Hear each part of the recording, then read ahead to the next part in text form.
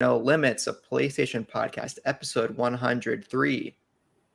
On this episode, Robert Downey Jr. is Dr. Mark Cerny.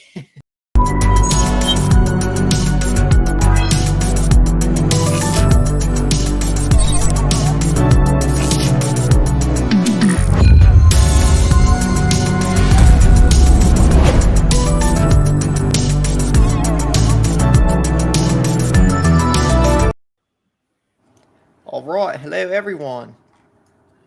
My name's Taylor. I'm joined by my co-hosts, Brianna and Sam. Sorry, Bree, for saying her name is Brianna when it's Brianna. Often shaking their heads. You're listening to No Limits, a PlayStation podcast. And you can find the video version of this pod over on youtube.com/SaveTheGameMedia every Tuesday. While you're over there, make sure to subscribe to the channel. If you'd rather listen to audio, we are on all your favorite podcast services. We would love it if you could leave us a review. It helps us grow, and we would love any feedback. If you want to support us and get early access to all Save the Game Media content, head over to patreon.com/SaveTheGameMedia and choose the tier that's right for you. Just like our current patrons did: Fabulous Brianna, Brianna's mom, Brianna's brother, Lindsay, Nikolai Knight, Cypher Primus, Brendan Myers, Marcus O'Neill, Lillian, Mamie J, David Hartright, Dave Hop, the Xbox, the Xbox expansion pack.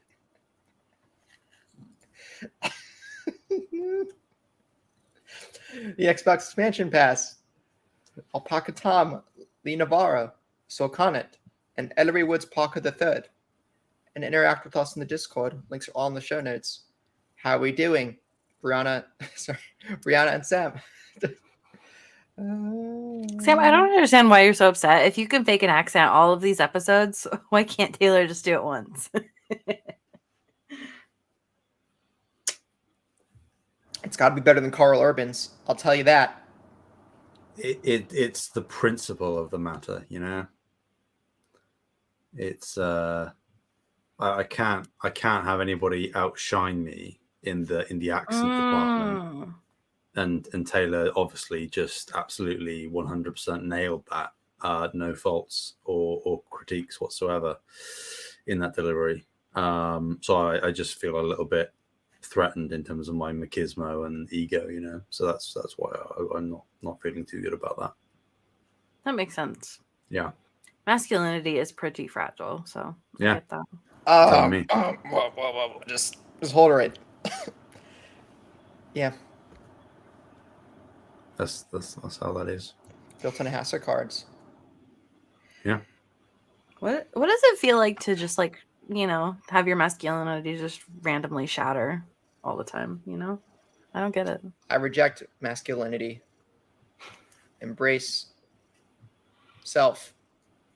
Yeah. You should embrace femininity as well. It's good. Act like it doesn't work its way into societal norms. Just be ignorant of that. Yeah. Yeah. Yay. Ignore that one. Ignore that. Get rid of that. Who needs it? I've seen males or I shouldn't say males. I've seen what appears to be mascot identifying folks with crop tops on. I love jacked guys masks with and crop tops. Oh, I love it. Real. And if you're listening to this and you're like, I could never wear a crop top. I have XYZ body type, or I could never wear a crop top. It's too da-da-da. Just wear it. You're gonna look good in it. I promise. I'm very passionate about crop tops. If you say so. I am. Where were we? Talking about crop tops. Like no. Before that, do the whole rewind. I see. We got about maybe 5-10 seconds into the podcast before a massive tangent happened again. Mm-hmm. Yeah. Well, yeah. Okay, so this is the part of the show where I ask, "How we doing?" Bree has a wiener dog shirt on, and I love it. It's Portillo, the wiener dog. Portillo was that from a book or a movie or something? Kind of funny. Oh, it's Greg's dog that passed away. It's a little weird. We're buying shirts of other people's dogs who we don't know. I guess you do. Wait.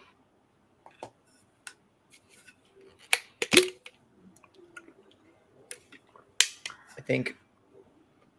Never mind. Okay. Never mind. Okay. I say this, and I was going to get a Yakuza shirt with Kiryu on it. So. Well, I mean, Greg just made like a video saying like it's really powerful to him how everybody connects with Portillo, even though like nobody met him, kind of thing. Oh, So. isn't Portillo like the actual word Portillo like some sort of food? It's a hot dog place. I haven't eaten at Portillo's yet. There was one in LA. Oh, yeah. You ever had a Seattle dog? Hot dog with cream cheese and caramel. It's good. Oh, come on. I'm going to plead the lactose intolerance so that I don't have to eat Nope. cream Not cheese. if I give you a lactate pill. Ah. Better than beans on toast. Maybe not. If you have really good beans, like I could imagine you making some really good beans. I'd rather have them like smeared, not like whole beans, but like mashed beans. Like Are we about to start talking about beans on toast again? Because I feel like we do this every week. It's a mysterious entity, Anyway, how are we doing? Bree? Oh, Me? wow. Just deflect. Yeah. Mr. Blue Holy Shirt. cow. I am really tired, to be completely honest with you. I went to a party yesterday. And it was long and I'm tired. I made friends, but I'm now very tired and I just want to close the curtains to my room, turn off all the lights and hide in the dark and never talk to anybody. So good, tired.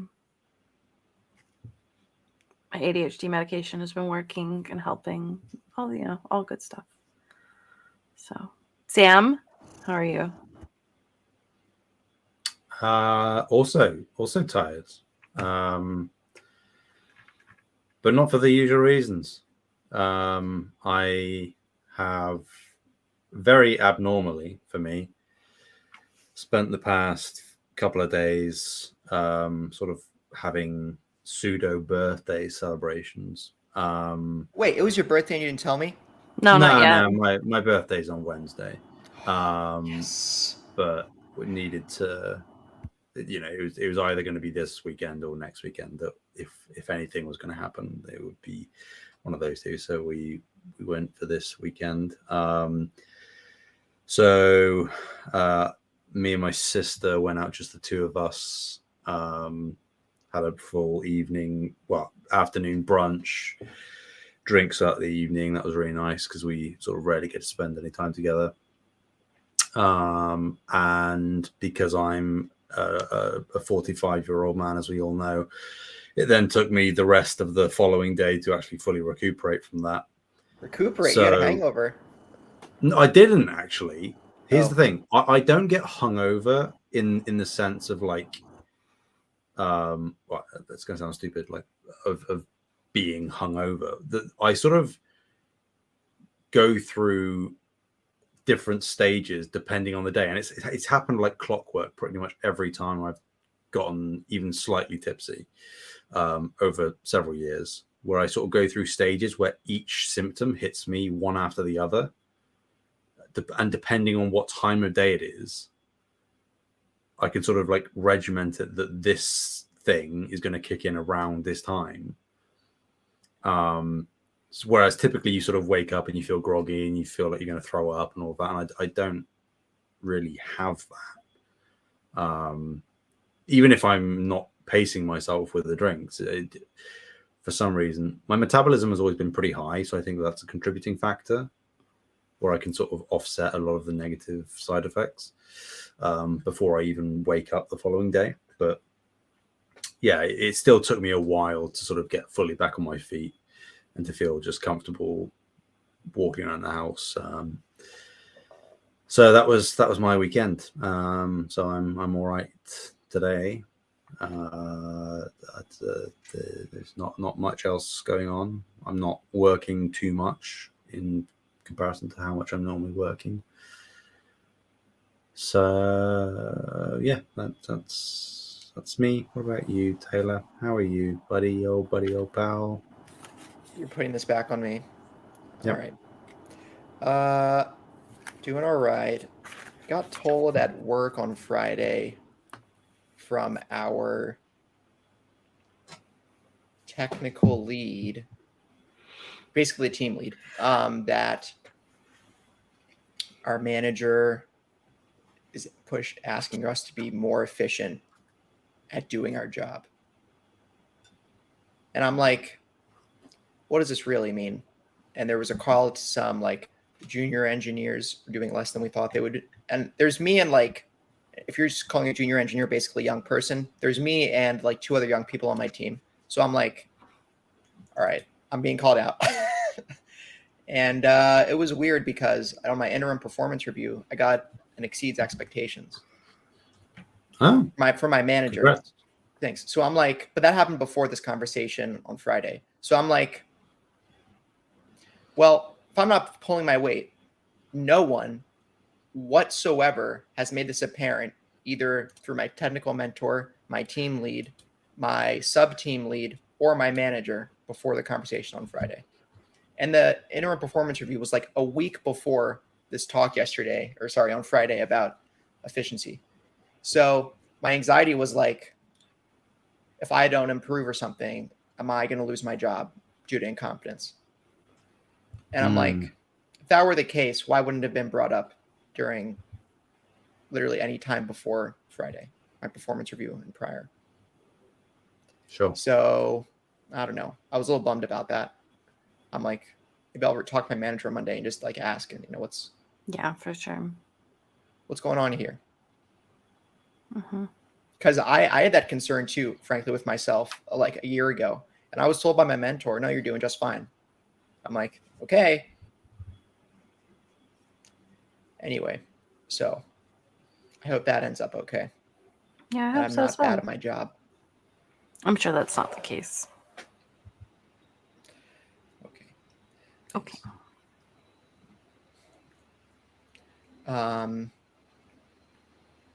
Taylor, what have you been playing? Well, I didn't talk about my weekend yet. Oh, tell us about your weekend. Okay. Friday, went out to celebrate. Friend just got engaged. And then it was someone else. It was her birthday. And then another friend's girlfriend just graduated school. So we all went out. And yeah, it was good. I had my first espresso martini. It was good. I had bourbon in it, not vodka. And I liked it. I haven't tried one. Yep. And I didn't stay up all night, even though it was espresso martini. So that was fun.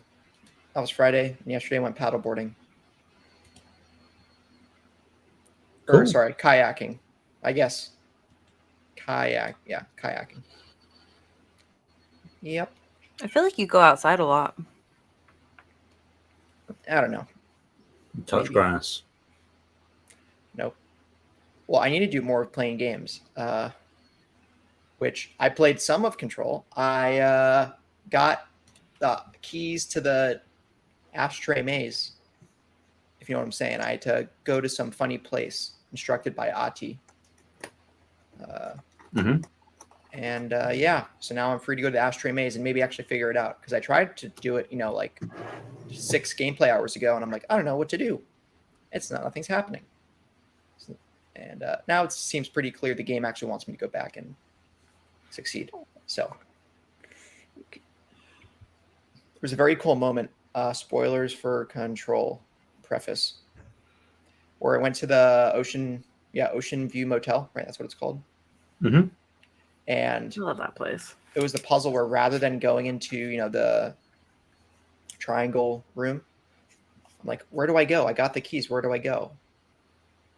And it was the janitor's closet. And I'm like, oh God, it makes sense because Ati's the janitor.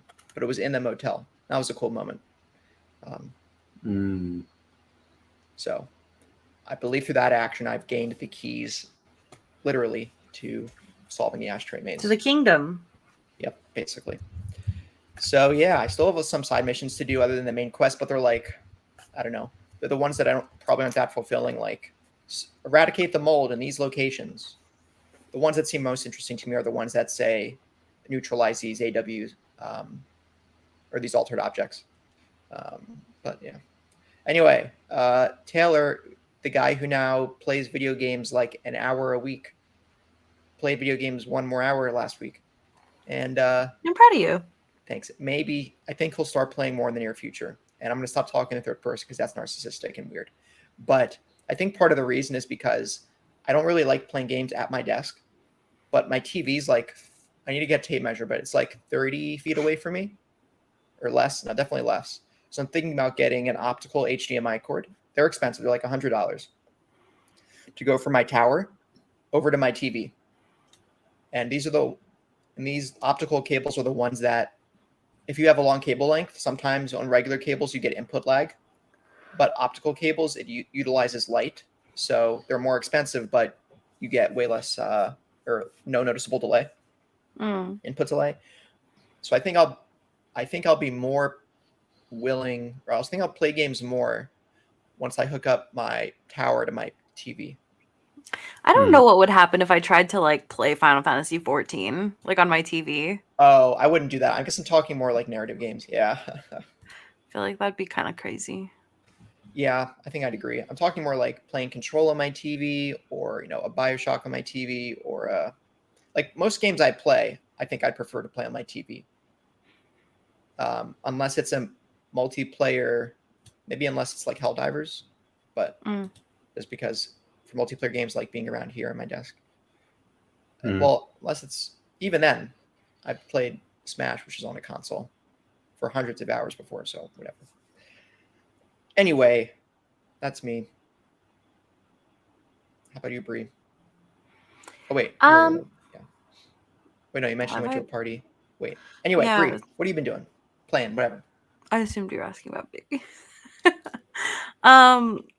I have been really busy this week again. I've been reading a lot. Like I spent a lot of Thursday reading. I found this book series that's really, really silly. That I'm just like it's kind of that like silly fluff that's like really enjoyable. But it's called Sent to a Fantasy World and All the Men Want Me. It's so fun. Sent to a fantasy world and all the men want me. So is this like a woman written like funny, I don't know, just explain. I don't know the gender of the writer. Okay. They appear to be female presenting, but they don't actually have I see what you their mean.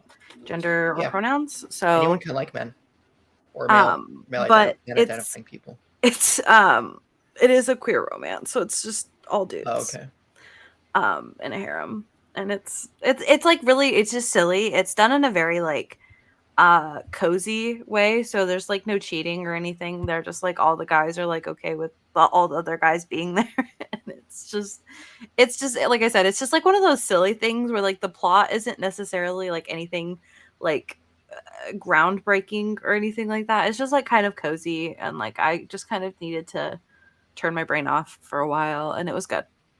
So I'm finishing the 3rd volume of that. The 4th volume isn't out yet, so I won't be able to read that.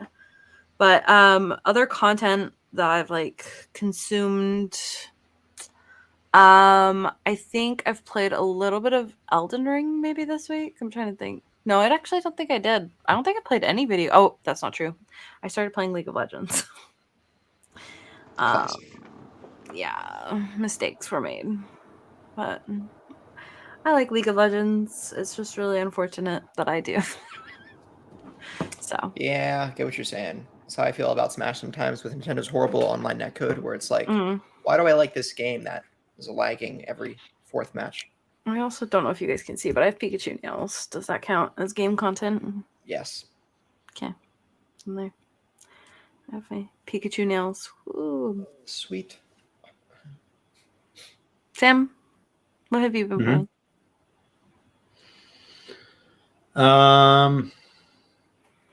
The only reliable gamer in this house.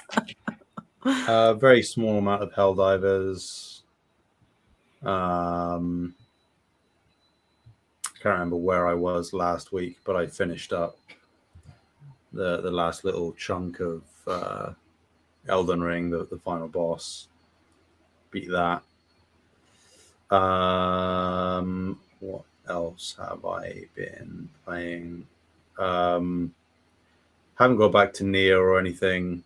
I will, but just haven't this week.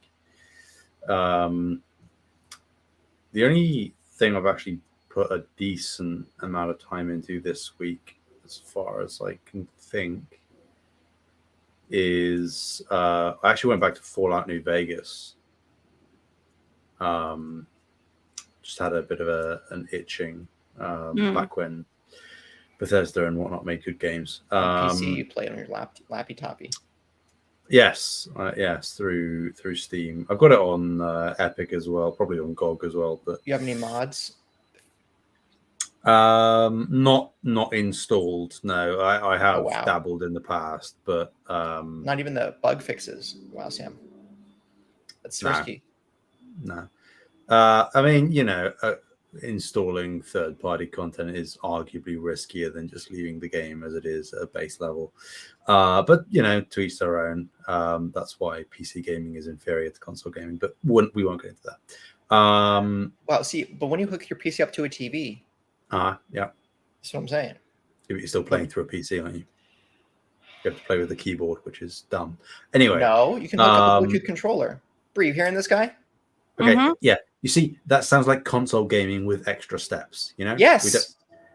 Okay, so you want to make it more complicated for yourself to get a I do. So then I can play retro experience. Games. You know how many games are games get ported to multiple years after they come out, are often broken when they launch the port. Yeah, that sounds great. Or I could just, no subscription to play online. Yeah, see, how often are you playing online, Taylor? Last time I played online was like a few months ago. Checkmate. So anyway, regardless, I've dabbled back into Fallout New Vegas, and I've had a good time. I didn't start over with a fresh character, but I loaded a save where I'd only put a couple of hours in. Because realistically, the thing that prompted me was I saw a post about the what's it called? Wild Hearts DLC, the one set in like the Grand Canyon. There was I think it's the Grand Canyon, or one of the various mountainous park ranges you have over there. Over there in Desert Southwest, Mojave. Yeah, in the other place, as we call it over here. And the post I saw was talking about one of the main characters in that DLC and how he is arguably one of the best written characters in games, period. And I was like, yeah, I do remember having a really good time with that DLC, but I only ever played through it once. So I felt a burning itch to sort of get back to that. So I am working my way towards doing that, and probably will do so over the next couple of weeks. But outside of that, I don't think I've been playing much of anything. More than you, lightweights, but that's nothing new. So oh my god, fine. Just keep calling me names. That's it. Just keep calling me names. Oh, here's your IP address. Eventually the Stockholm syndrome will kick in, Taylor. Eventually it'll happen. Sam, I have your social security number, and you're not even a U.S. citizen. Yeah, see, that's funny because we don't have social security numbers. Do immigrants get? Yes, they do. They must get social security numbers. I mean, they're not called social security numbers, and they don't work the same way. But sure. No, I'm saying if you immigrate to the U.S., do you get? I guess I'll say within the confines of the law, do you get a social security number? I don't know because I've never emigrated to the U.S. Let's see. You should try it. Only those authorized to work in the U.S. Thank you very much. So, Sam, once you get a work authorization, then I consider a social security number. Well, sure, because then I imagine that it's obvious that you must have to have one, because if you are settling for work or for residential purposes in the US, you must. You work for what do you guys have in the UK? NHS number? Just free healthcare, So We have a national insurance number. Oh, it's called the Nino National Insurance Number. No, nobody calls it that, but it's a national insurance number. Yeah. NIN. You call it NIN. No, because we actually like to say words properly over here. So we call it a national insurance number. Yeah, that's why you don't call it the sidewalk. I'm sorry. How do you say the word aluminium again? Aluminum? Sorry, let's just Google that word and check the spelling there. Aluminum is not spelled I-U-M. Aluminium. Google it right now, Taylor. Google I the work word with aluminum. aluminium. Google the word aluminium. Aluminum. N-I-U-M. No, it's N-U-M. It's No, it's N-U-M. not. Actually, there's two spellings. This sucks. Nope. There are two spellings. There's no I. Apparently, according to Google, there is. Periodic table, boys. There's in American English, it's called aluminum. In British English, it has the I-U-M. Aluminate, yeah. To be fair, in my household, we do say aluminium just to make fun of people. Oh. Surprised that's where you went. Language, okay, you're speaking our language. So You invented it? I mean, we did, yeah. We Who's we? invented you, so that's really sorry. Hard truths. I was about to get real dark, but I'm gonna leave it. We got Homelander over here, but he's British. Yeah. Sam is Homelander. That's me. Basically. That's right. Yep. Anyway. All you guys have is beans on toast, and I don't even know if that's good.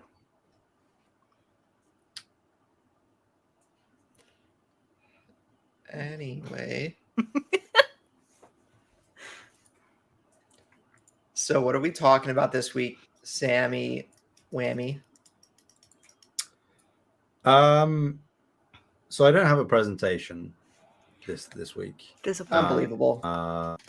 Yeah. But I because right now is what many would consider like a tumultuous time to be a fan or a diehard or a whatever. Regardless of where you place yourself on the spectrum, I think right now in terms of PlayStation, it's kind of like an unprecedented time in many ways. Because the future is unprecedented times. Because the future is so unclear as to exactly what we can expect, when we can expect it. PlayStation has never been as quiet as they are right now, and have been for a year and a half. It is very much unprecedented that a first party corporation, certainly in the video game space, doesn't have any kind of formal roadmap to any reasonable degree for their first party content. So the question I landed on was, can PlayStation return to a AA or experimental space? The genesis of that question was, what does PlayStation's position in the market, their actions, what they are or are not saying, what they are delivering to us in terms of product, what does that tell us about the future of the brand? What can we discern from it? But I thought that could be tackled in a separate conversation. But I thought that's relatively broad. So to refine it down to a slightly more digestible in a time frame conversation, can PlayStation go back to AA and experimental? And really what I mean by that, I chose AA and experimental. What I really mean by that is divesting back, not even fully, but more towards the PS2, PS3 era, where you had not necessarily smaller scope games, but games that don't have to be peak visual fidelity. And I know that there is technically technology inflation over time, where inherently now graphics will have to be higher. I get that. But there were multiple titles, multiple franchises in those eras for PlayStation, both first and second party, that weren't the cream of the crop. Everything had to be jaw dropping. Everything didn't have to be 20, 30 hours. And I think that the platform was better for it. There is an incredible amount of nostalgia for that era of PlayStation. And whether you think the games right now that we're getting, pound for pound, are better than the ones in the past, which I actually don't think I disagree with, is the trade-off of smaller scope, smaller budget games coming out still at a consistent quality level, but at a faster click because of that reduction in scope. Is that a trade that's worth having? And before I kick it over and just sort of open it up to a discussion, I am just going to tag in our Discord a particular article that sort of acted as a catalyst for me wanting to talk about this. This isn't necessarily a brand new article, but it's something that I remember hearing about at the time, and it only sort of just circled back to me over the past week or so. So I'll just quote part of the article, which I think is pertinent in terms of, again, what the future of PlayStation might look like and how this could pan out. So shortly after they had their corporate strategy meeting a month or two ago at this point, lots of conversations were having about what they plan for the future and, you know, forecasting and stuff like that. But then the boss of PlayStation Productions, Asad Kizilbash, he had a separate interview talking about where he might see the future of PlayStation leading. And I'm just going to quote, I'll just read his quote, not from the article. This is from Push Square for anybody who cares. Assad said, quote, "In terms of gaming's future, I envision games becoming more personalized due to advances in technology and AI, enabling customized experiences for each player. Technological advancements will enhance emotional depth in games by allowing characters to be much more emotive and expressive, fostering more evocative storytelling. That's going to help a whole generation of creators be able to just create so much more emotion in the stories." He continues, quote, "The focus is going to shift from graphics or visuals to immersive narratives that resonate long after the controller is set down. I truly believe some of the most imaginative worlds and creative stories are coming from video games. A sea change is coming where all the great creators are really leaning into video games since many of them grew up playing games themselves." And then to conclude, he says, "I believe technology will democratize storytelling, making it more accessible and inexpensive for creators, and Sony is uniquely positioned to facilitate that. With the level of fidelity in video games now, there's an opportunity to repurpose assets from games for animation and live action films, leveraging Sony's volumetric and virtual production capabilities." Boil that down. What I take from that is that they notice, as has been a discussion for quite a while now, that there is diminishing returns in terms of graphical fidelity, which I think is uncontested, that PlayStation has that market essentially to itself. They are unrivaled and have been for a long time. And I think that because they are noting that there are diminishing returns, they are potentially looking elsewhere to evolve gaming. And as they are suggesting, more immersive, emotional, personalized narratives. I also think that Sony are inherently, as Assad says, positioned to really capitalize on that as well, because that is also something that they have done excellently and practically unrivaled for many, many years now. So I'll open up the floor, because I think, to me, this is really interesting, even just as a hypothetical of, can they scale down, really hone in on the narrative, and even more, if you want to get into it, like personalized experiences that don't diminish on the quality, but are just smaller in scale. And I'm not saying as reductive as, oh, we're just going to get more Miles Morales games, or we're going to get more Astrobots that are not full price, but are, 15 to 20 hour games tops. I don't necessarily mean that reductive. We can if we want to, but I'm just interested in hearing opinions on this topic as a whole. So the floor is yours. Taylor?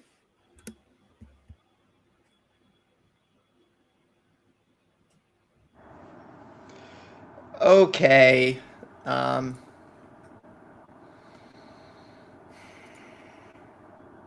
Well, I mean, I agree. I think we all saw this coming. I don't know if PlayStation, it would be smart if PlayStation are the ones to do it because their AAA games are narrative focused for the most part.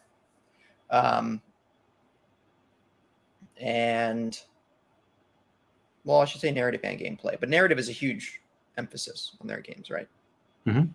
For example, a Nintendo game, that's not, most of the time, you're not playing a Nintendo game for the narrative. You're playing it for the gameplay, the style, a lot more so than the narrative. But with that said, having Zelda actually as a playable character in Legend of Zelda in September is going to be amazing.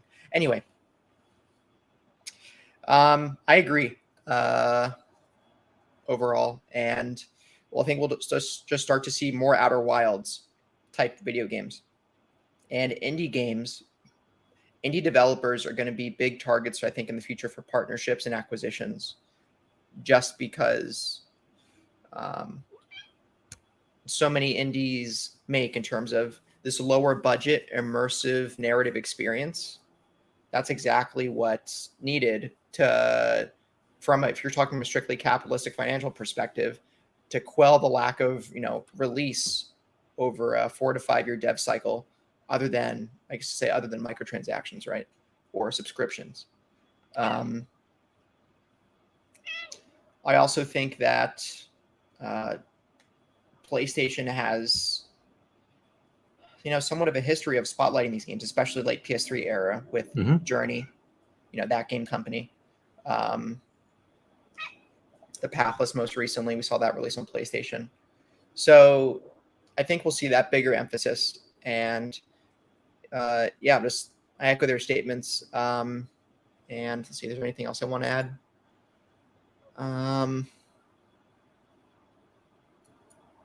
It doesn't take a big budget to make a really impactful video game. Outer Wilds are on all of our lists for, inner circle of best games of all time.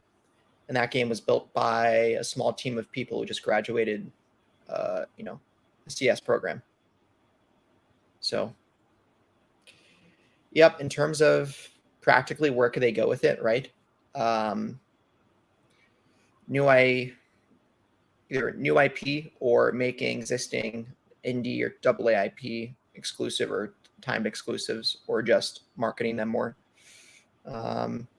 And creating maybe perhaps a more realistic, I shouldn't say realistic, one possible avenue is on these big AAA studios like Insomniac, like Santa Monica, like Naughty Dog, is creating, a PlayStation, instead of PlayStation Studios, maybe like a PlayStation Studio Indie sub team on all these big studios to make those smaller experiences, and bring in others as needed. Also, I think you'll see more bite-sized experiences where it still has as we see with Uncharted Lost Legacy, which we're probably going to see with Venom, as we saw with Miles Morales, smaller experiences that are just not as big, but they take less time to develop and retain the level of quality, just not as much quantity per title. Maybe that means, releasing more $30 to $50 games. Okay. Or maybe they do release those for $70, which would make the value proposition to a consumer less enticing. But yeah, I think more bite-sized games is on the way until the industry will learn how to quell its huge budgets for video games. I don't know how they do that, but maybe that's a separate conversation, right? The solution to the $300 million video game, from a AAA perspective. But that's me. Okay. So one of the things that I think, I do think that this is like a good way for the games industry to go. I think that it would be beneficial for like PlayStation. And I also think that it would be beneficial for devs, right? Because if you're able to sustain a lot of smaller teams, we're kind of helping a lot of these people that have been like laid off and such. So I think that that's like a really great win-win situation, in my opinion. One of the things that I think, like, for me, when you're reading this, Sam, that like kind of drew my attention is the like changes coming when all the great creators are like leaning into games, since many of them grew up playing games themselves, where we're like focusing more into like narrative. I think that like we have like generations now that have grown up their entire lives with video games and have had these incredibly emotional, immersive, and sometimes even like life-changing experiences from within a video game. And I think that it's natural for people to want to try and create something like that themselves. And so I think that like we're kind of in a really interesting spot where there's a lot of people that are really passionate about games because they've been around games their whole lives, like myself included, and want to create these like connecting experiences for others. Mm.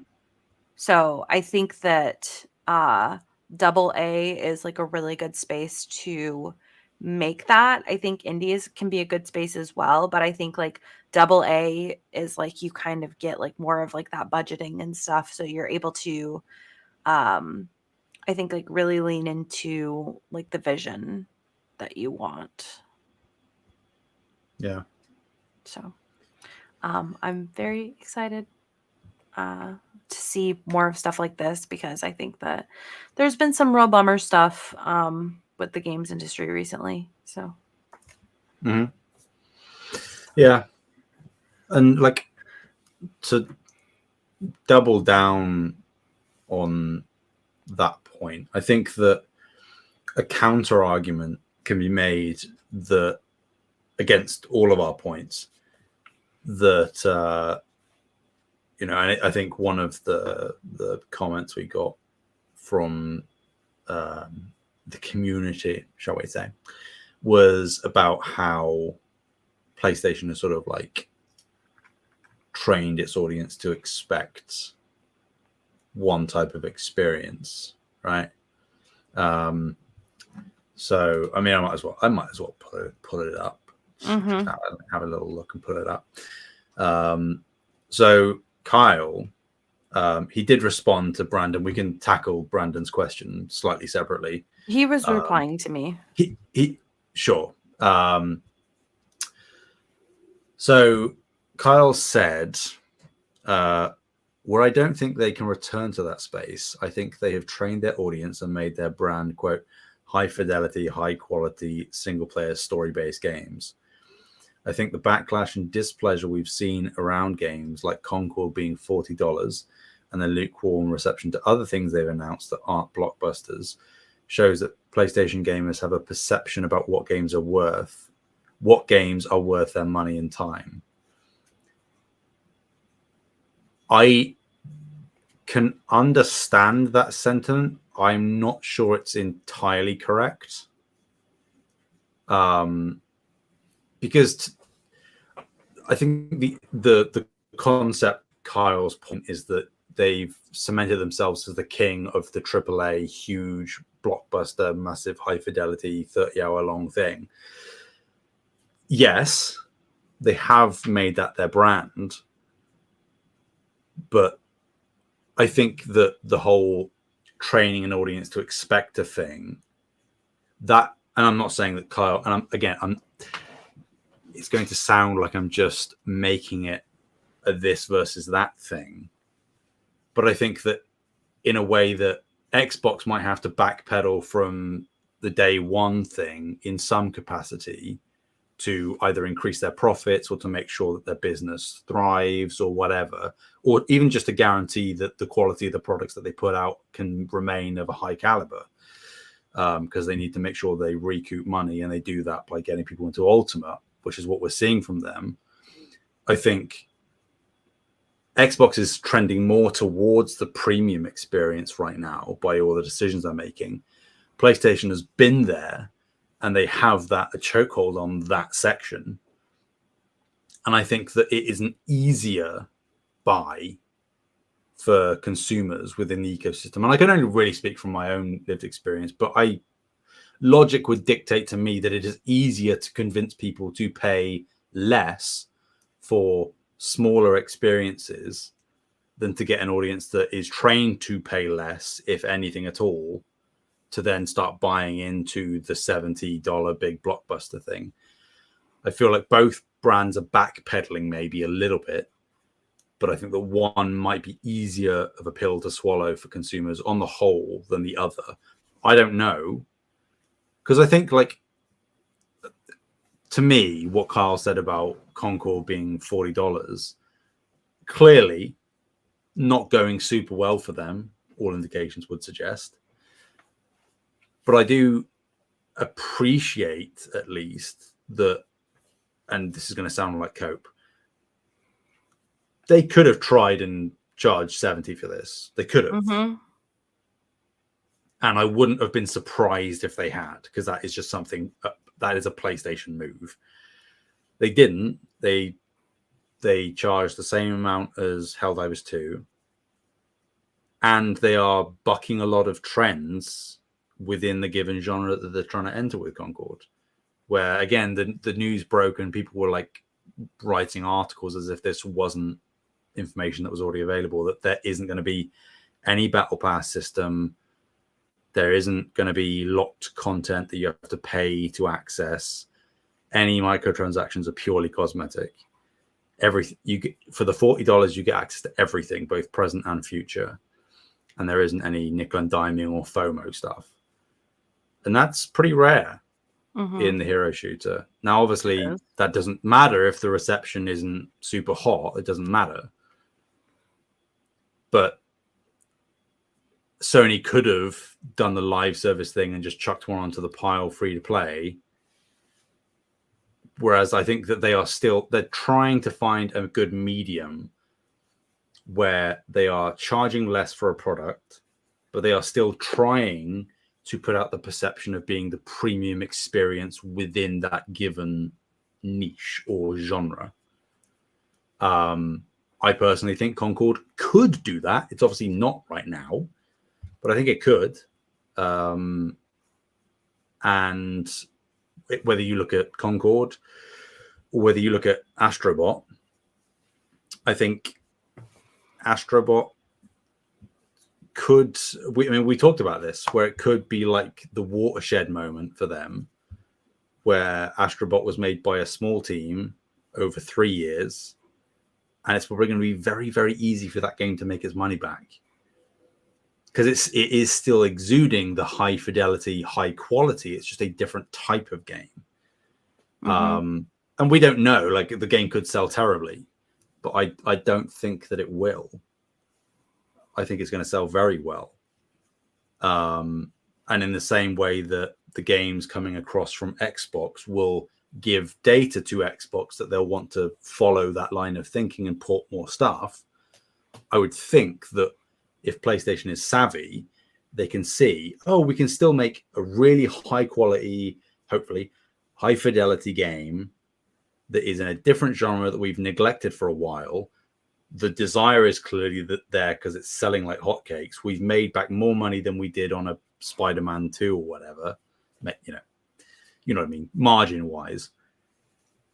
And we can do it in not half the time, but 2/3 of the time that it takes to make a big game. What if we echoed that sentiment across even just one team within each studio, as Taylor was saying? Not necessarily, I wouldn't go as far as to say have an indie team within those studios, but to have a studio that a team within a studio that is like, we're going to make the Miles Morales size, Lost Legacy size things. And they don't, I would say they don't even have to be that big. You could make a game that is 10 to 15 hours, which is slightly smaller than Miles and Lost Legacy. Really keep the quality up and charge, like Taylor said, maybe 30, 40 for it. I think they can do it. It's a fine line to thread, but I don't think it's as impossible to not backtrack, but to return to a more sustainable space for PlayStation, because they've been kings of doing that historically in the past. Time will tell whether they can do that in the future. Yeah, I mean, I think like I'm still a little bit lost because I feel like Concord had all of the, like has all of the pieces to be successful. Mm-hmm. And I think it's really confusing to me, like all of this like weird, not negativity, but like I don't know, just like weirdness surrounding it. I think that whole thing just like generally confuses me. I will say, like, for Kyle's question specifically, like the high fidelity, high quality single player story based games, like,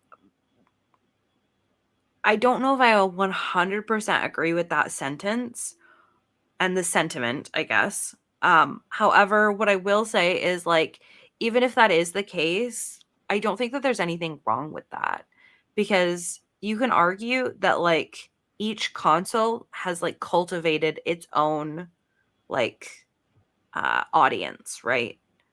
And I think that like that's also partially, I don't know, in my head, right?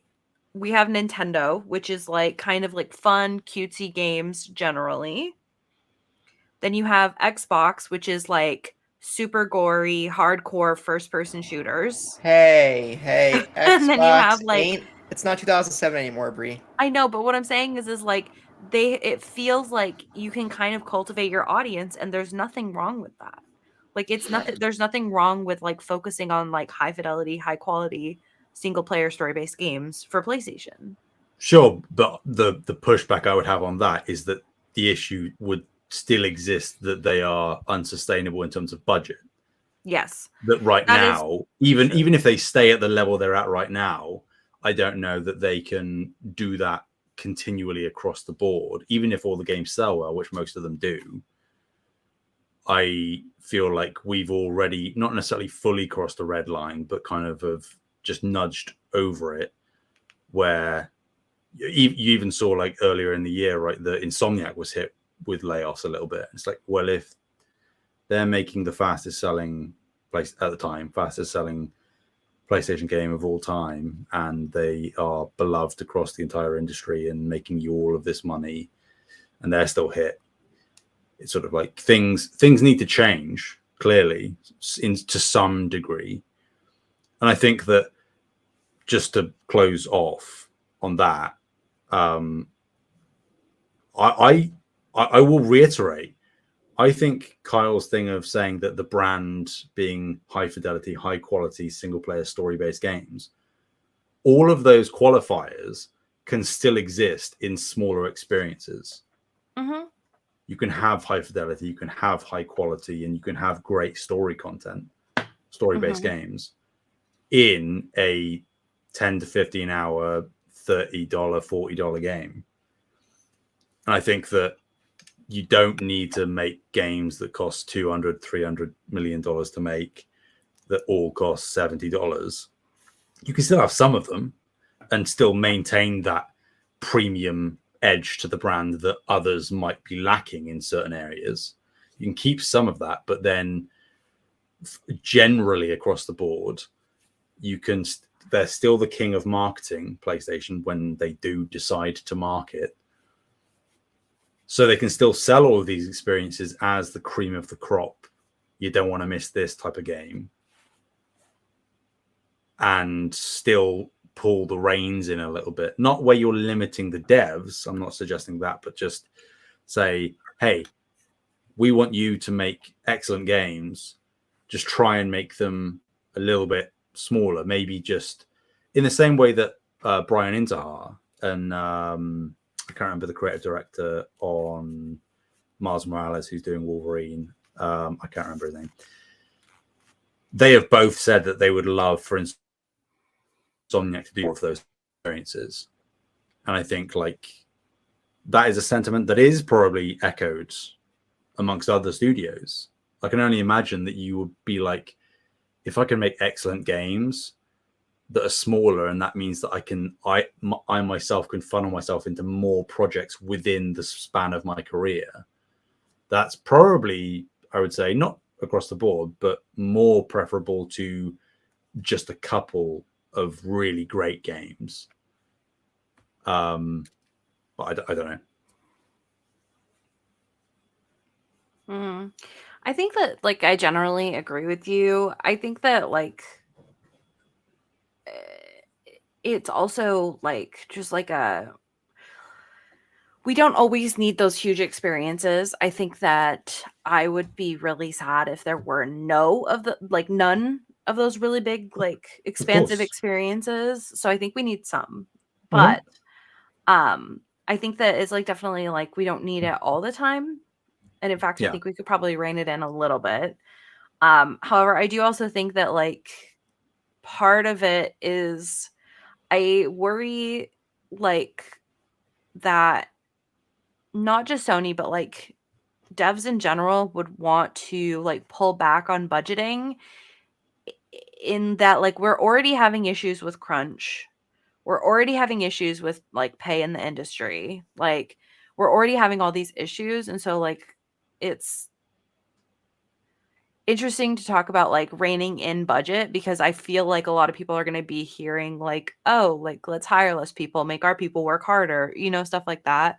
But that's, like, clearly not what we're talking about. But that is what I worry about. So Yeah, I think almost with some projects nowadays, you are just getting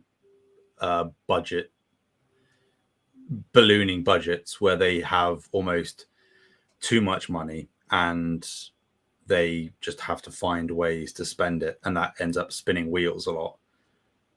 There is proof that happened with Spider-Man 2. I would argue there's definitive proof that happened with something like Hellblade 2. So I think, like, yeah, no one is suggesting that you are actively crunching down on the devs themselves, but you return to the PS2, PS3 era, not because the budget was tight specifically, or that the higher ups weren't allowing bigger budgets, because they still were, but within the confines of a space and being like, okay, we're making this kind of game, this size, we've set out from the offset of this project with this sort of scope in mind. Let's get a bit scrappy. Let's figure out ways to do things.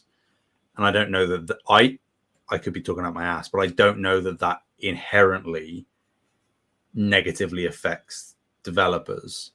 I think, again, can only speak for myself optically, I'd almost think that devs would prefer that in a non-crunchy way, to be crystal clear, to prefer to think scrappy and to come up and collaborate and do interesting things, rather than being like, we have X amount of millions of dollars left and we just sort of have to try and figure out, try and R&D a few new mechanics and new things, and they probably will get cut from the game anyway. So we're just trying to figure out how to funnel all of this money into a thing.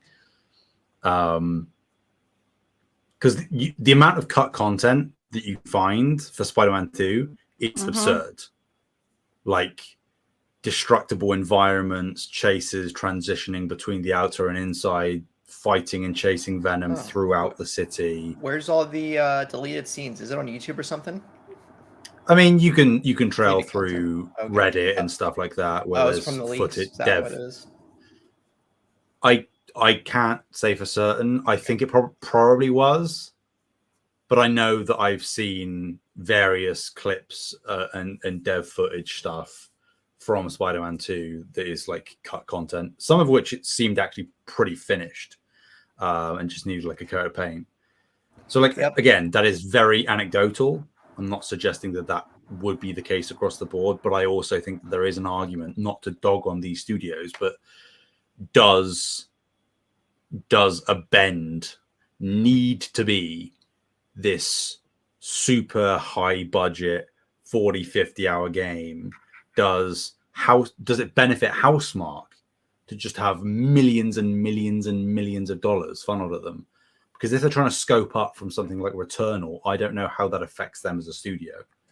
You know, I would prefer Housemarque to not be, again, some will view it as, oh, well, you're depriving Housemarque of the kind of budgets that Insomniac and whatnot likes, gets to enjoy. and I guess in some way you might be able to view it that way, but also there is a DNA to a studio that makes the studio who they are and the games that they make, and not that inherently giving them more budgets would directly, like, immediately guaranteed affect that DNA. But when they say that the next game is going to be even bigger in scope and ambitious than Returnal, I'm sort of like, I'm excited to see it. Don't get me wrong, I can't wait to play it.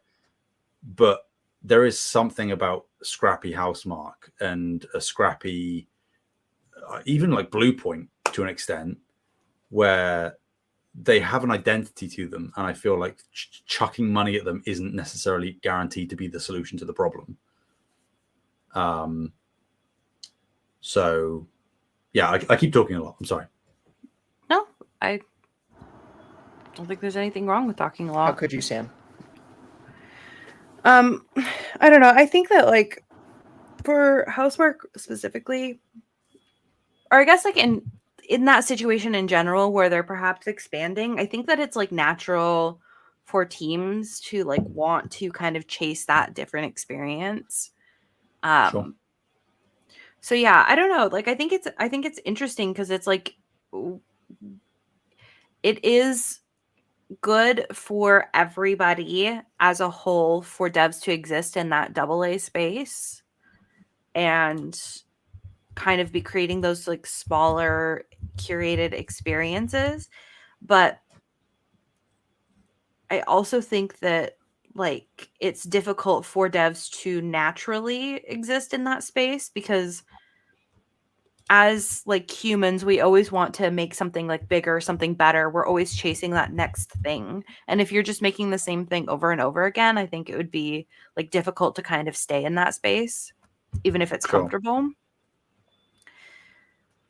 So yeah, I don't know. I think it's like a natural human inclination and interesting to try and like fight against it almost. But yeah. Mm-hmm. Who knows? I'm just here for good video games. You know what? I'm actually just here for whatever the Outer Wilds devs do next. I mean, of course. They're doing next. I don't believe they have. But yeah, like an interesting caveat, I suppose, is another thing that I just shared, which very recently, within the last week or week and a half, the former head of Japan Studio spoke about why Japan Studio was closed, and he said that he personally wanted to make original creative games rather than be bound by massive budgets, but that's not the direction Sony wanted to go in. So, you know, that is the concern where to quote here from PlayStation Lifestyle, with Sony, there was an increasing motive to make more highly budgeted games, and it wanted to go that way with the Japan Studio brand. My motive, Toyama said, was always to create original games. I feel I can do this without a massive budget. So I guess that is actually quite pertinent to what we're talking about, in the sense of clearly indicates that, certainly at the time anyway, when Japan was closed, which was 2021, that they were trying to steer full head into the high budget thing. And you could argue that even just in the past couple of years since that happened, there has been an upper threshold that's been reached even since then. What with all of the acquisitions and, you know, all of that stuff going on, and restructuring of the organization, now having two heads of the division. I do wonder if we were right here, right now, and they hadn't closed Japan Studio, or should I say, do they regret closing Japan Studio now? I mean, I would if I was them, but so would I. Yeah. Like What was initially credited with Sony Japan Studio in terms of games? So we got last Last Guardian was considered a Japan studio. Yeah. I mean, Yes. because it shifted. It began at Japan studio, but when Toyama left, it went to his. I can't remember what the name of his studio was. Yeah, I also don't. Do we have clarity on how much Japan studio was absorbed into Team Asobi, right? I'm not sure actually. No, I know it wasn't massive numbers as far as I remember, but I don't even know how big Asobi is right now. So like Team Asobi employees, how many do they have? That's the thing. It's hard for me to understand how much of Japan studio is unique versus Japan studio disbanding was. How do I say this? It's unclear to me how much of Japan studio was succeeded or was reabsorbed into Team Asobi. Because if it was if most of it was reabsorbed into Team Asobi, well, I would just say Japan Studios here. It just got a rebranding. I know they're very Astrobot centric, but Japan Studio, when I look, like their Wikipedia article for all their games, like they were pretty spread out. Like Bloodborne was considered a Japan Studio game, even though From Software, it was Miyazaki's really creation. So yeah, I mean, it was mainly because Japan Studio was also at the same time as making their own stuff with Toyama. They were also essentially like XDev, where they were doing a lot of support work across the entire PlayStation. I don't know. I don't think we have enough clarity on how much Japan Studio, how much was their disbanding a loss given Team Asobi's succession and also their broad assortment of support to other titles. From a very brief Google, the most recent thing I can find in terms of Japan studio dev count was as of late 2017, they had around 200 employees. And as of 2023, Team Asobi has around 80 employees. Well, there you go. I would say a considerable amount of Japan studio was just fully let go. Also, with a small amount spun off into Asobi. Well, it's not like the people who were there don't exist anymore. Sony has those former employees' names. If they wanted to revive this, they can. Yeah, they could. Maybe they should. I mean, it's not the first time we've seen a company take a steer in one direction and realize it was the wrong decision and pedal back to what was succeeding. Yeah, I mean, I just don't think that they would resurrect actual Studio Japan. They would just make a new studio. Well, okay, so they make a new studio, but with the same mission. And they call it Japan Studio. Right. Studio Japan. And obviously some of those employees will not be able to be wooed back over since it's been closed, but if Sony really wants to make a shift back into the AA space, I think they do need a Japan-like studio or sub-studios within their major ones. They need ones that are focused on creative titles that are maybe no more than 10 to 15 hours in length. I think that does then expand out maybe a little bit into the sort of things they're doing now with the China Hero project and things like that, or even partnering with Shift Up for Stellar Blade. Stellar Blade certainly is on the higher end of that spectrum for sure. Certainly for a debut game, practically from that studio. But all the stuff we're seeing with China Hero project is not scrappy upstart teams necessarily, but teams with essentially no footprint outside of Japan, I would imagine.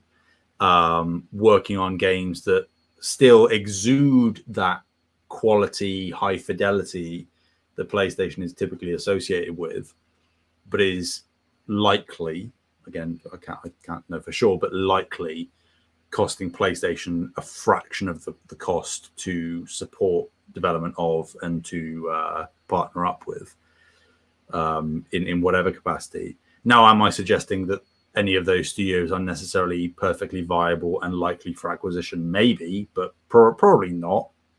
maybe one or two, depending on just how successful the games are.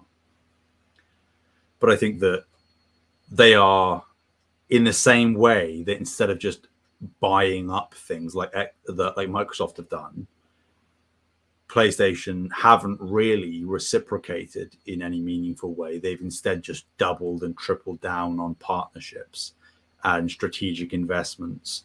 And they can do that because they have the market leader position where they don't really have to be super aggressive in getting that content in-house.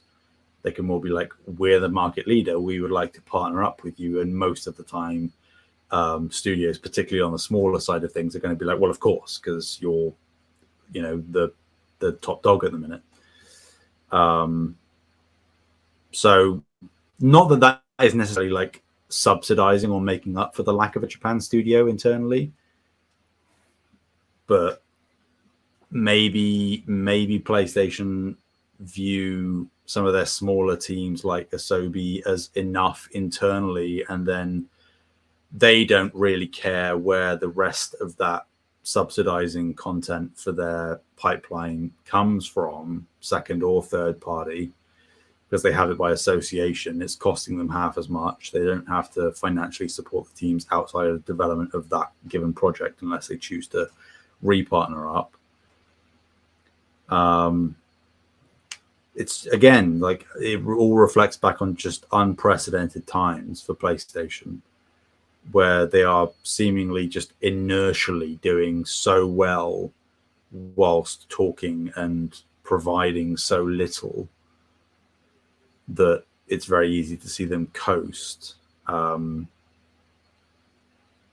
know, but I think ultimately what it boils down to is just that on some level, I think there is an amount of capitulation that can be done that isn't seen as compromising on the inherent quality and fidelity and premiumness of the projects that they've made themselves renowned for as of late.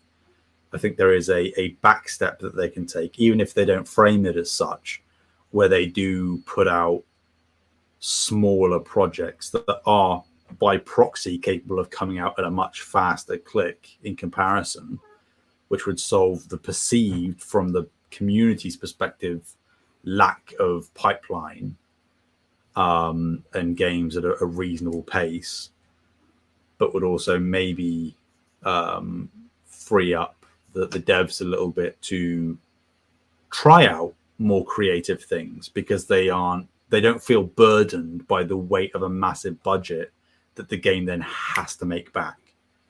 If a team is given a smaller budget to make a smaller game, there is less pressure on that game to perform super successfully in comparison to a Spider-Man 2 or whatever, to make that money back. And therefore the barrier for meeting success and then exceeding it is far lower. So it might actually solve most of PlayStation's issues if, even in just certain aspects of their infrastructure, they did scale things back a little bit. Again, red alarm, that should never directly negatively impact the devs and their lived experience day-to-day working. But I think that there is easily a path that can be taken here that prevents that, and more often than not reassures them and gives them maybe increased security, because they don't feel that they're walking on eggshells and towing this tight line of every game needs to be this 9-10 out of 10 banger that sells 5-10 million copies. Because I think that is like a toxic relationship almost with success that Sony can find themselves in, where it will directly impact the types of games we get from them going forward, or the way in which they monetize those products, which luckily hasn't quite happened yet. But I think if they keep going down the line of where we are now with the high fidelity, huge budget things, they will try, as the industry is, to find other avenues for increasing margins and profits, and that is something that we might not like the look of. So I think the alternative of scaling down a little bit is preferable, in my opinion. Yeah, I think like the scaling thing, it just is that's just like a communication thing of like when Of- you're like in those initial talks of like, hey, we're looking for like this size of game Yep. or whatever, and if it's not like a good fit with the dev, it's not a good fit. Or that could even just be like a guideline for the devs, like, hey, this is like the kind of experience we're looking to fund. Yeah. So, And from time to time, it could even be like a kind of a push and pull thing where they go to a Naughty Dog and they say, look, we will fund whatever game you want to make. It can be this massive thing that you are known for, that you surely love to make because it's what you've prided yourselves on for so long. But on top of that, either once you finish that project or concurrently, if it's possible within the team structure, if you can also give us a smaller title that can still be whatever you want, but within, a 2.5 year time period or whatever, what does a game from Naughty Dog within that scope look like? There's a way, like you say, communicating that to the teams and to us that I think doesn't negatively impact either. Jack and Dexter remake. That's what it looks like. Hey, give resistance to Firewalk. I'll take it. Wow. You trust that franchise? Oh, we're with negotiating Firewall. now, huh? Jeez, Sam, that's a low bar. I'm sorry, Taylor. The gunplay in Concord, pretty great, and the caliber of the devs at Firewalk also very good. All right. In maybe I'll first stop. person shooter specifically. All right. Fine.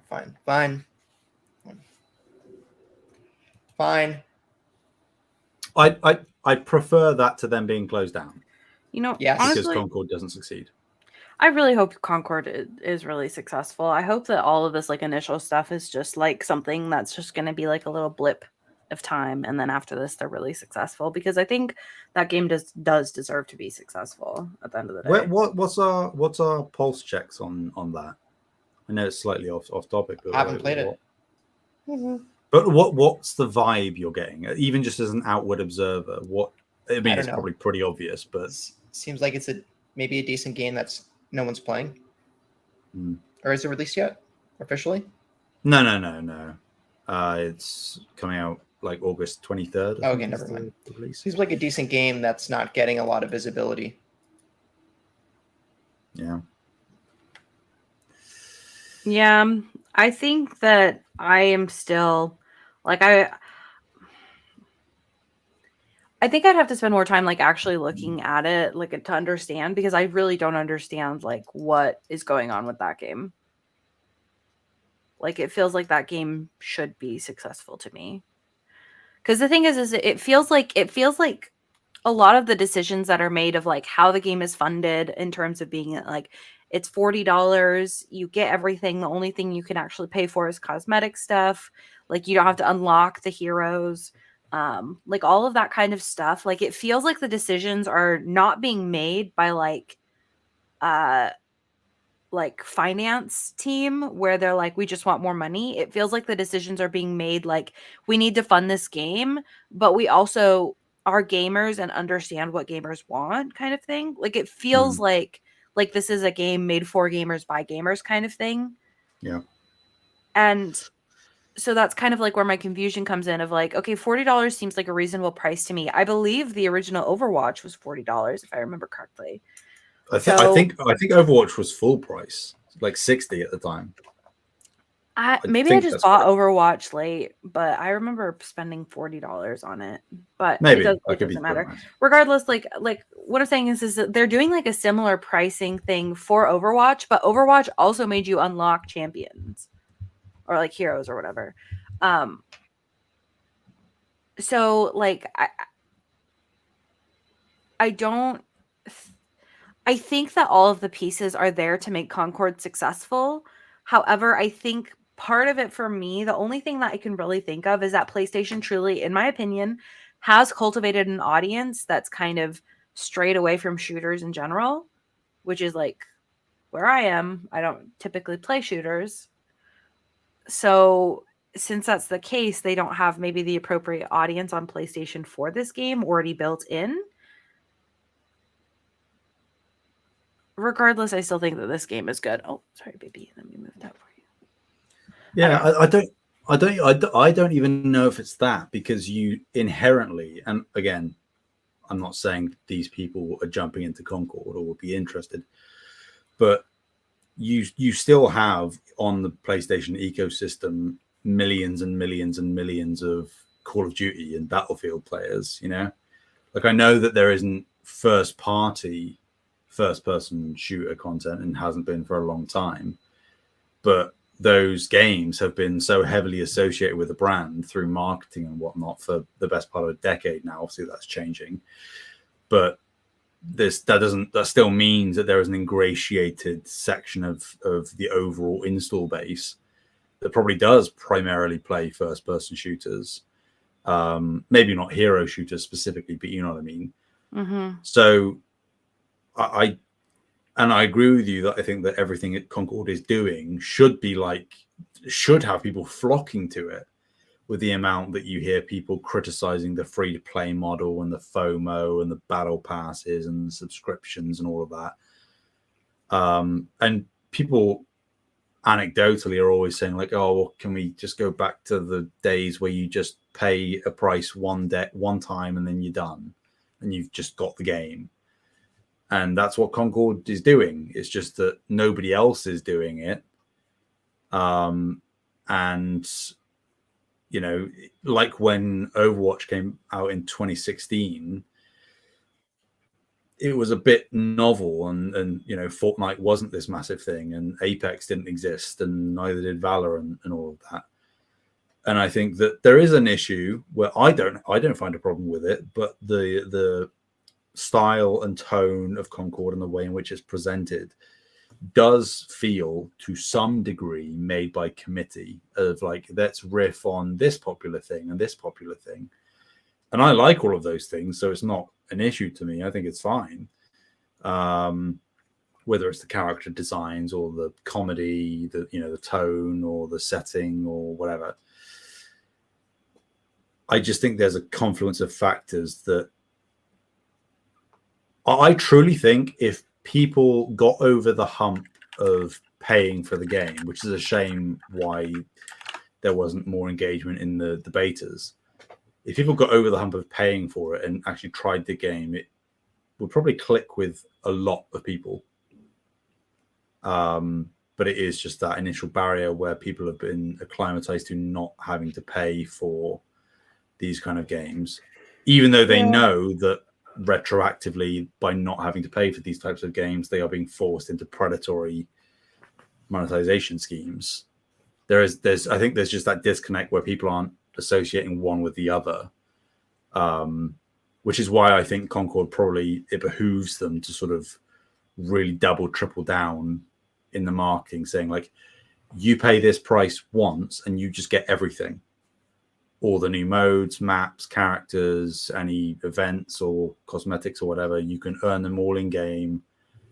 You don't have to pay a single thing. Because I think if you double down on that and really make that a cornerstone, not that you're guaranteed success, but I think you're far more likely to find it than just presenting it as another hero shooter, and the whole monetization of it is there if you go looking for the information, but is a bit obfuscated otherwise. I think you're kind of not dooming the game, but I'm not optimistic about its prospects. I haven't cancelled my pre-order. I'm keeping it. I want to support the team. I do like the game. But I think that at the very least, I hope that them charging and getting some money from pre-orders will mean that it inherently will recoup some of its development costs, and that will hopefully, I would be disgusted, and I said this in the Discord, I'd be disgusted if Concord, even if it doesn't flop but just underperforms and sort of flickers out, if Firewalk got shut down. Yeah. I will riot if that happens. but I also can't say that that's not off the table. But yeah, I don't know. Maybe it's like, I don't know. I wish I did understand more of like what was like truly going on with Concord. It feels like almost like this weird enigma to me where I just don't like, for me, because I did not like that trailer that they showed initially at the State of Play. I have not been like gung ho about Concord at all. I'm kind of just like, like this isn't really my vibes. But because they had the weekend, those like free to play, and like you can just check it out for the beta or whatever, like I really enjoyed the game, and like I'm now like feel positive about the game, where I was like more like neutral / negative before. So it feels like, why is this kind of like the thing that has kind of like made me like more likely to buy the game has like changed like everybody's opinion? Like I don't think I understand, Yeah. But Yeah. And it put it this way, it's far easier for a game to go from paid to free to play than the other way around, obviously, right? I don't doubt for a second that at some point, sooner or later, whenever, Concord will end up free to play. It's how these things always go. do you think they'll actually be free to play, or do you think it'll be like PlayStation Plus? Okay, sure. I imagine it will probably become a PlayStation Plus thing first. But I also don't think that if we get to that stage, I also wouldn't expect free to play fully to be that far behind. And I would actively encourage that in the same way I would for any other game, where you can charge up front, and if it ends up being that you have to make those kind of free to play-esque moves sooner than you might have expected, find ways to reimburse those who did invest, whether it's through a pack of cosmetics or whatever. Find some make good. I prefer for them to do that than to just sort of throw in the towel and say, "Oh, screw it, it's free to play now," off rip. I think that's preferable, to me anyway. Yeah. I guess we will see what happens. Yeah. It's a hard I wonder one. whether Marathon's going to be free to play or fair games. They honestly might be watching what happens with Concord. Yeah. So maybe. Because I think it's like at least partially like Sony's decision, like how these games are funded, right? For sure, yeah. So since those are all like kind of like Sony is like kind of puppet master, I think that they'll probably be keeping an eye out. They say, "I'm watching you, Mike Wazowski." That is what they say. So that's what's happening right now. They're always watching us. Interesting. Did we want to cover any of these other questions? I don't know. Let's see, we're an hour and 30 in. We have a post show today.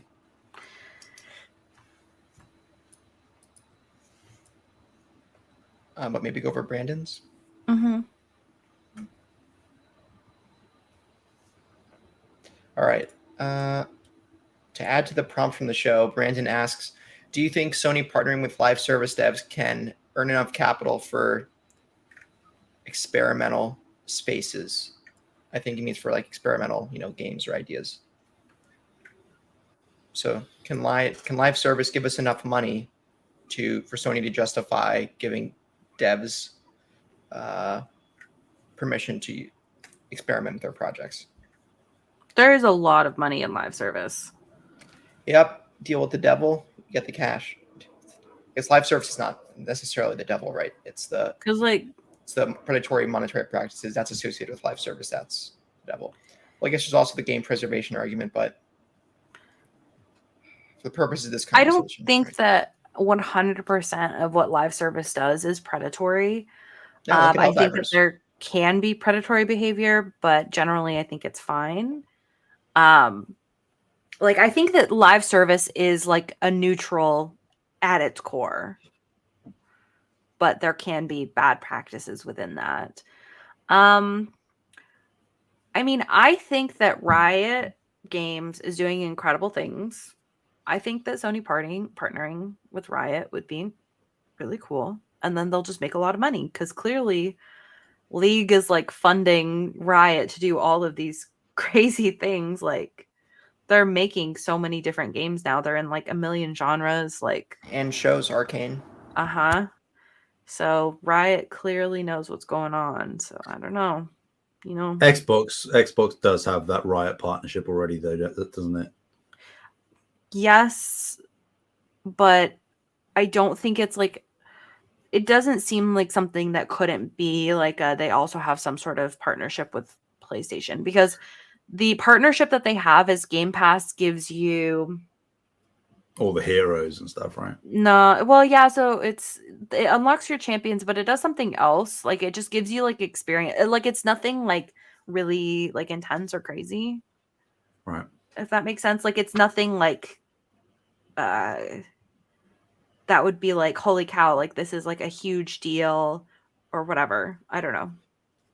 I don't think it would prevent them from partnering with Sony at some point. Do you know who I think it would make an incredible? I mean, they already are partnering with this team, obviously, very clearly, but it might even.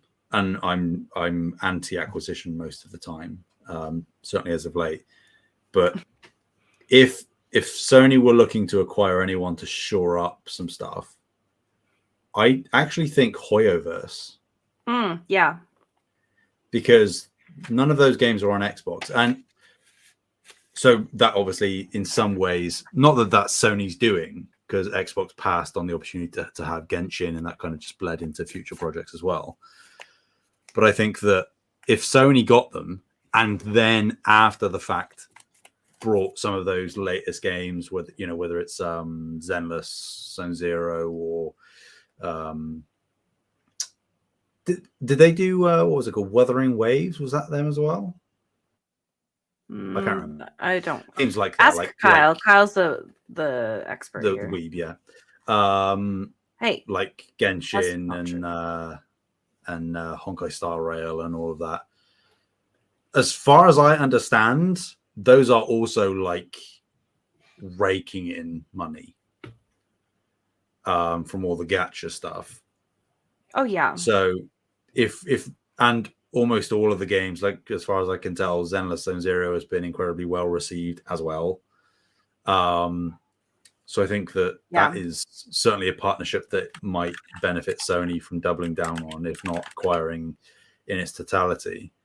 Because with that cash, you could probably subsidize a lot of things if you wanted to. Yeah, so it looks like they have Genshin Impact, Zenless Zone Zero, and Honkai Star Rail on that. Right, yeah. So Wuthering Waves must be from a different team.